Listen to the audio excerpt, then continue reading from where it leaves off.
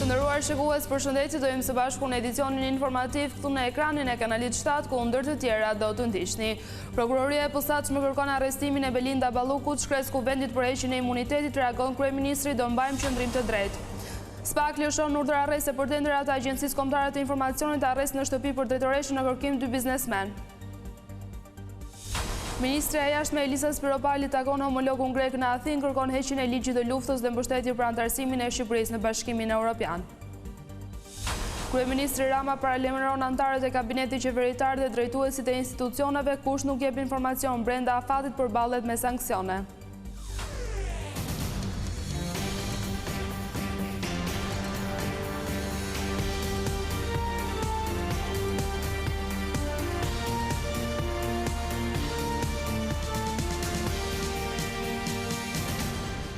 Jemi qërësisht me zhvillimet kryesore të ditës së sotme. 4 ditë pasi gjykata kushtetuese rrëzoi pezullimin nga detyra të Belinda Ballukut, prokuroria e posaçme kërkon arrestimin e numrit 2 të qeverisë. Përmes një shkresë zyrtare, SPAK synon heqjen e imunitetit për zëvendës kryeministren, e cila është marrë e pandehur për shkelje të barazisë në tendera. Kërkesa e prokurorisë do të shqyrtohet ditën e premte në Këshillin e Mandateve. Prokuroria e posaçme kërkon arrestimin e numrit 2 të qeverisë Belinda Balluku. Përmes një kërkese, SPAK është drejtuar kuvendit me autorizimin për ta zhveshur atë nga imuniteti i deputetit të Kuvendit të Shqipërisë. Prokuroria e posaçme kundër korrupsionit dhe krimit organizuar, mbështetur në nenet 73, 95 dhe 103 të Kushtetutës së Republikës së Shqipërisë, nenin 288 të Kodit të Procedurës Penale, si dhe në nenet 13 dhe 118 të Rregullores së Kuvendit të Republikës së Shqipërisë, në kuadër të procedimit penal numër 136 të vitit 2025, ka paraqitur kërkesë për dhënien e autorizimit nga Kuvendi i Republikës së Shqipërisë për arrestimin, heqjen e lirisë së deputetit, ministrit, zëvendës kryeministrit Belinda Balluku, lindur dhe banuese në Tiranë, e cila ushtron funksionet e deputetit, ministrit dhe zëvendës kryeministrit të Republikës së Shqipërisë. Prokuroria speciale tregon edhe arsyet pse kërkon një masë të tillë ndaj ligjvënëse socialiste Belinda Balluku. Kjo shtetase është marrë në cilësinë të pandehurit në kuadër të procedimit penal numër 136 të vitit 2025, pasi akuzohet për kryerjen e veprës penale, shkelja e barazisë të pjesëmarrësve në tendera apo ankande publike, e kryer në bashkëpunim, e parashikuar nga nenet 258 fraksion 2 dhe 25 të Kodit Penal, në lidhje me procedurën e prokurimit me objekt ndërtimi tunelit të Llogaras. Gjithashtu, shtetësja Belinda Balluku ka marrë cilësinë e personit nën hetim për dyshimin e kryerjes së të njëjtës vepre penale për 7 procedura të tjera prokurimi. Fjala është për 4 lote të ndërtimit të unazës së madhe të kryeqytetit, atë të segmentit rrugor që zë fill nga sheshi Shqiponja te lumi i Tiranës, bulevardi i Ri e deri në Shkozë. Kjo kërkesë vjen 4 ditë pasi gjykata kushtetuese pezulloi vendimin e gjykatës antikorrupsion dhe e riktheu në detyrë Belinda Ballukun. Kërkesa e SPAK pritet të shqyrtohet ditën e premte në 19 dhjetor në orën 10:30 në Këshillin për Rregulloren, Mandatet dhe Imunitetin. Në një reagim për kërkesën e prokurorisë për numrin 2 të qeverisë Belinda Balluku, kryeministri Rama bëri të qartë se kërkesa e SPAK nuk do të paragjykohet. Sipas tij, shumica do të përgatitet për të mbajtur një qëndrim të drejtë, të qartë e të denjë në parlament. Kërkesa e prokurorisë së posaçme për heqjen e imunitetit të zëvendës kryeministres Belinda Balluku solli reagimin e kryeministrit Edi Rama. Në një postim në rrjetin social X, kreu i qeverisë shprehet se kjo kërkesë drejtësisë së re cënon standardet demokratike. Që arrest pa gjyq në Daç, në shtëpi e në Daç në Burg janë bërë një modë e vrazhd në Shqipëri, që Shqipëria është bërë një vend me më shumë të paraburgosur se sa të burgosur. Një fakt i turpshëm, pas një lidhje me standardet demokratike europiane, gjë që ka shqetësuar seriozisht edhe Këshillin e Europës. Kjo dihet botërisht. Megjithatë, shprehet se qëndrimi i mazhorancës në parlament do të jetë i drejtë. Por sigurisht që në rastin e fjalë ne s'mund dhe s'do ta paragjykojmë kërkesën e prokurorit special, por duke qenë se ndryshe nga proceset e tjera, ku ne si rregull s'flasim për përmbajtjen e çështjeve, këtë herë na kërkohet të japim opinionin ton. Ne do të angazhohemi me gjithë përgjegjësinë ton para shqiptarëve që na dhanë 83 mandate e do të përgatitemi për të mbajtur një qëndrim të drejtë, të qartë dhe të denjtë, si forca udhëheqëse e vendit dhe e reformës në drejtësi.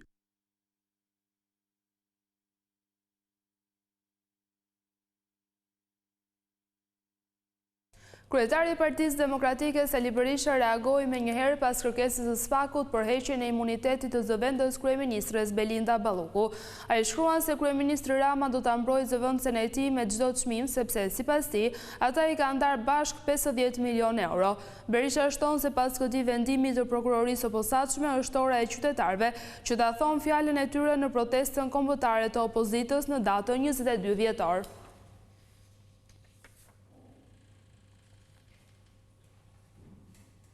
Drejtoresha e Agjencisë së Informacionit Mirlinda Karçanaj është vendosur në arrest shtëpie për abuzim me tenderat publik. Ndaj dy biznesmenëve, Ergyes Agasi dhe Ermal Beqiri, që akuzohen edhe për grup kriminal, është caktuar masa e sigurisë arrest me burg, por ata nuk janë gjetur në banesat e tyre. Grupi akuzohet për pengmarrje me synimin për të diktuar fituesit në tendera. Një tjetër mega operacion është finalizuar nga Prokuroria e Posaçme dhe nga Byroja Kombëtare e Hetimit, operacioni i cili ka prekur drejtues të lartë të institucioneve. SPAK ka lëshuar 8 masa sigurie pas një hetimi të gjatë në lidhje me tendera të dyshuara korruptive të Agjencisë Kombëtare të Shoqërisë së Informacionit. Në operacionin që nisi në orët e para të mëngjesit të kësaj të marte janë ekzekutuar 6 masa, ndërsa 2 biznesmenët Ergyes Agasi dhe Ermal Beqiraj janë në kërkim pasi nuk janë gjetur në banesë. Ndaj Agasit dhe Beqiraj, gjykata ka vendosur masën e arrest me burg. Ndërkohë është ekzekutuar masa e arrestit në shtëpi për drejtuesen e Akshit Mirlinda Karçanaj dhe zëvendës drejtoreshën Hava Delibashi. Mas pezullim nga detyra është vendosur ndërkohë edhe për Erion Ismailin, zëvendës drejtori policisë së Tiranës, ndërsa ndalimi për të dalë jashtë vendit është dhënë për Andis Papa, Gëzim Hoxha dhe Rogers Ryta. Sipas njoftimit të SPAK, Agasi dhe Beqiraj akuzohen për vepra të rënda penale, konkurrencë palishme nëpërmjet dhunës, heqje e palishme e lirisë, shkelje barazisë në tendera e kryer në formën e veçantë të bashkëpunimit me atë të grupit të strukturuar, grupi i strukturuar kriminal, kryerje e veprave penale nga organizata kriminale. Ndërsa ndaj numri 2 të policisë së Tiranës, Erion Ismaili, rëndojnë akuzat konkurrence palishme nëpërmjet dhunës, e kryer në formën e grupit të strukturuar kriminal, grupi i strukturuar kriminal dhe kryerje e veprave penale nga organizata kriminale. Burime bëjnë me dije se personat e akuzuar kanë marrë peng një biznesmen të cilin e kanë kërcënuar që të tërhiqej nga gara për tenderat pranë Akshit. Hetimet për këtë çështje kanë nisur rreth një vit më parë dhe po drejtohen nga Altin Dumani dhe Bledar Maksuti. Gjatë ditëve të fundit, hetuesit kanë marrë në pyetje rreth 25 zyrtar të Akshit, kryesisht antarë të Komisionit të Vlerësimit të Ofertave dhe atë të Komisionit të Shqyrtimit të Ankesave. Lideri i opozitës akuzoi prokurorinë e posaçme se i dha mundësi biznesmenëve të akuzuar për tenderat e Akshit të arratisen nga Shqipëria. Sipas Sali Berishës, hetimi për këtë çështje duhet të shkojë deri te familja e kryeministrit.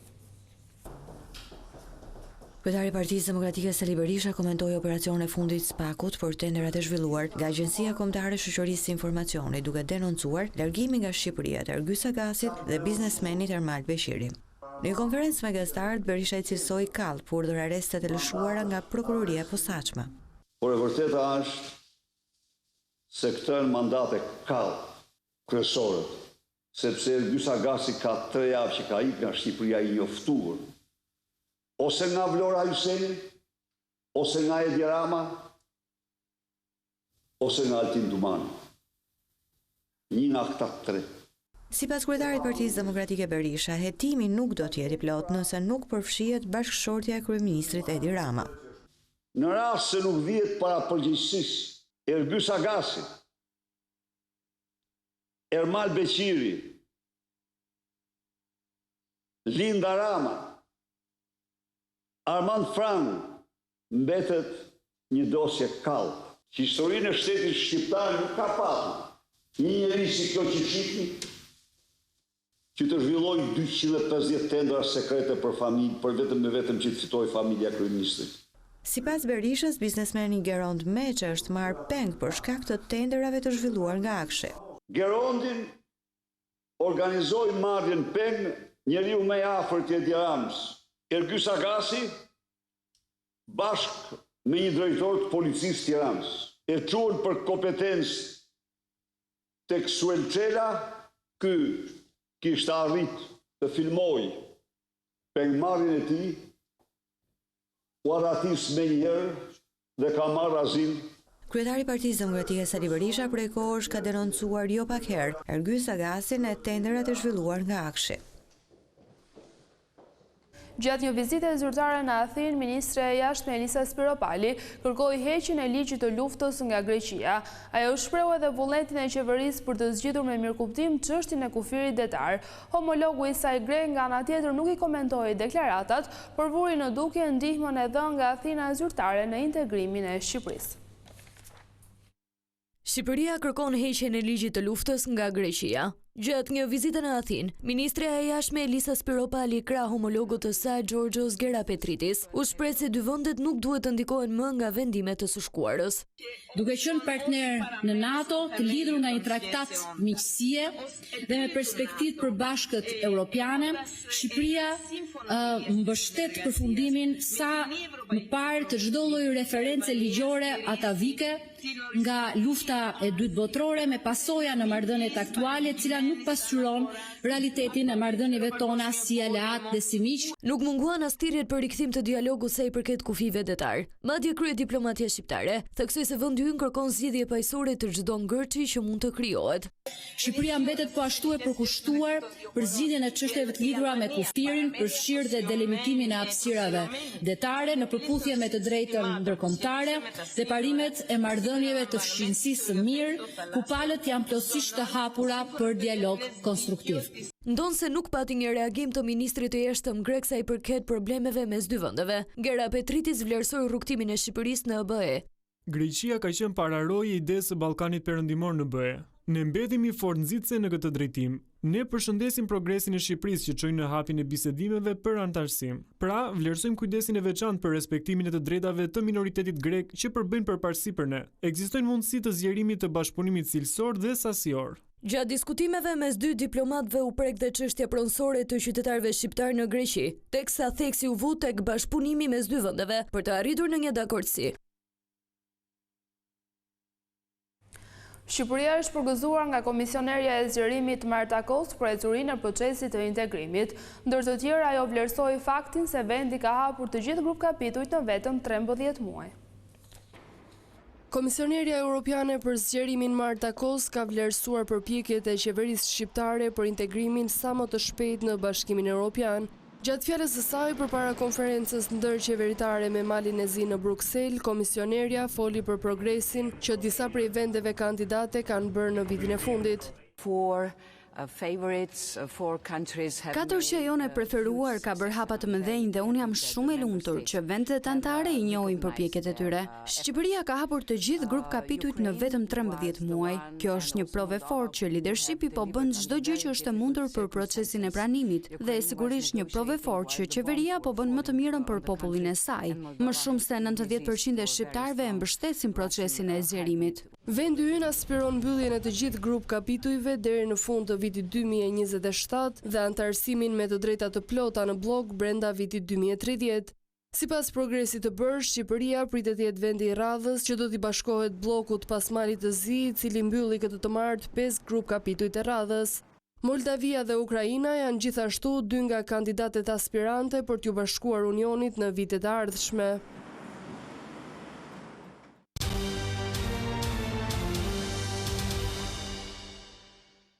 Kryeministri Edi Rama ka paralajmëruar se të gjithë ministra do të përballen me ndëshkime nëse nuk japin në kohë informacionin e kërkuar.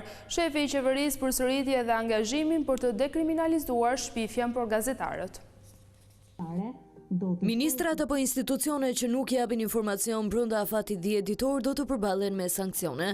Në konferencën për të drejtën e informimit, Kryeministri Edi Rama u shpreh se ashtu quajtura përtatësi burokratike duhet të zhduket nga institucionet. Përtatësinë burokratike nuk është një barikad për të mbajtur informacion, por është një problematike e funksionimit brendshëm të mekanizmit administratës, kur vjen puna tek intensiteti me të cilin vjen kërkesa dhe tek intensiteti me të cilin duhet përgjigjesh. 10 ditë është koha për të përgjigjur, pavarësisht se 10 ditë mund të jenë shumë për intensitetin me të cilin zhvillohet sot bota e informacionit. ditën e 11 në qoftë se nuk ka përgjigje, ka sankcion. Sipas Ramës, vetë rregullësia pa marrje masash nuk do të sjellë asnjë ndryshim në qasjen e ministrive për dhënien e informacioneve. Dhe në qoftë se kjo do të ndodhi në mënyrë të përsëritur disa herë, unë jam i bindur që do të krijohet një ndjesi urgjence e barabartë me urgjencën me cilën punon sektori i gotës gjysmëbosh. Gjithashtu, bëri me dije se qeveria do të përjashtojë nga ligji për shpifjen gazetarët. Që s'është për ne. Ne nga ana jonë do bëjmë diçka që 24 vendet Bashkinë Evropiane nuk e kanë. Në 24 vendet Bashkinë Evropiane, shpifja dënohet penalisht. Ne do të heqim aspektin penal për gazetarët.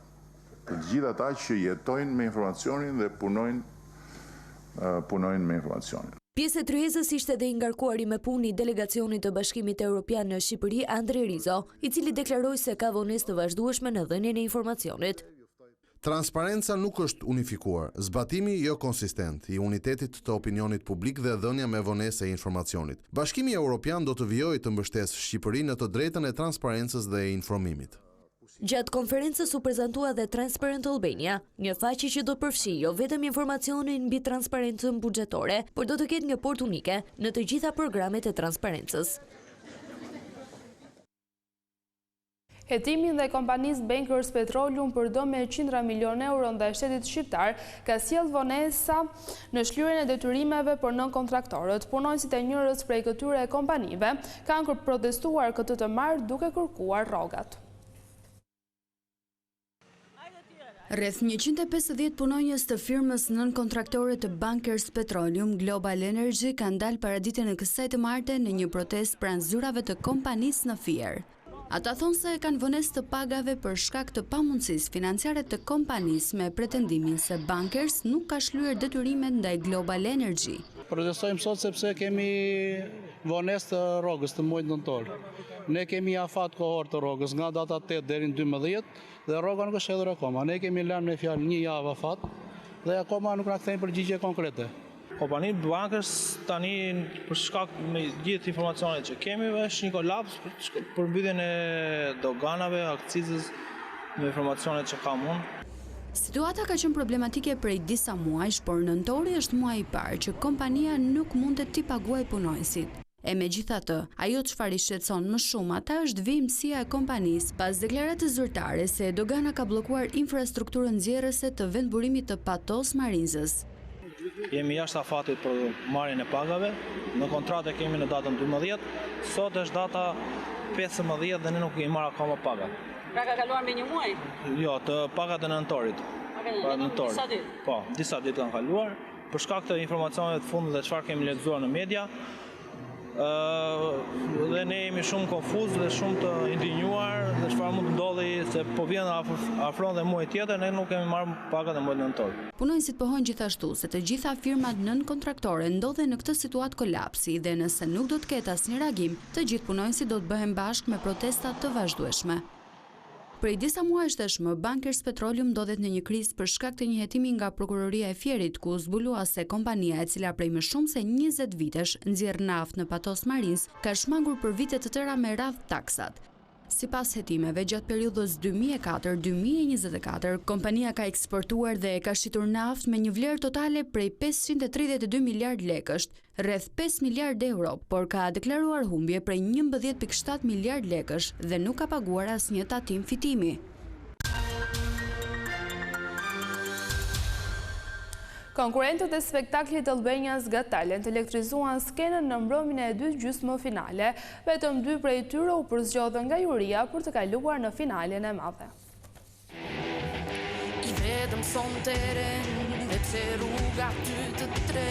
Gjysmëfinalja e dytë e spektaklit Albania's Got Talent solli një mbrëmje plot ritëm, energji dhe emocione të bukura. 10 talente u ngjitën në skenë për të dhënë më të mirën e tyre përpara publikut dhe jurisë, duke bërë konkurrencën më të fortë se kurrë.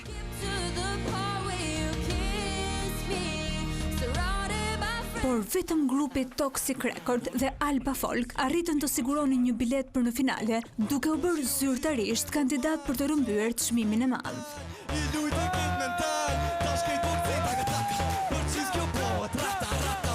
Finalistët të radhës dëshmuan edhe një herë se nuk mjaftoi vetëm talenti për të kaluar këtë fazë, por mbi të gjitha duhej energji, frym grupi dhe disiplinë.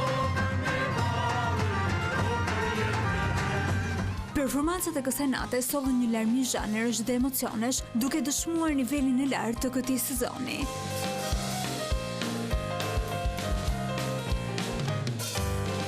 Çdo konkurrent u përpoq të lindte gjurmën e tij, duke e kthyer skenën në një arenë të vërtet talentesh. 4 anëtarët e jurisë, Agron Llakaj, Castro Zizo, Adelina Ismaili dhe Elsa Lila, ndoqën me vëmendje çdo performancë, duke dhënë komente profesionale dhe vlerësime të sinqerta.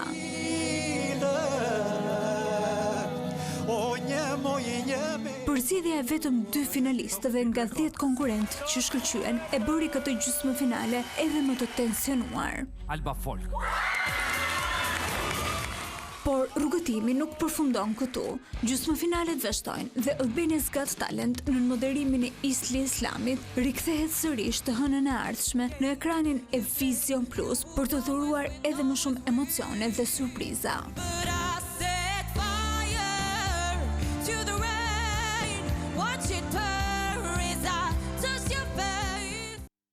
Nderuar shikues, që gjithçka e përgatitur dhe për këtë edicion informativ, bashkë ndajemi këtu natën e mirë.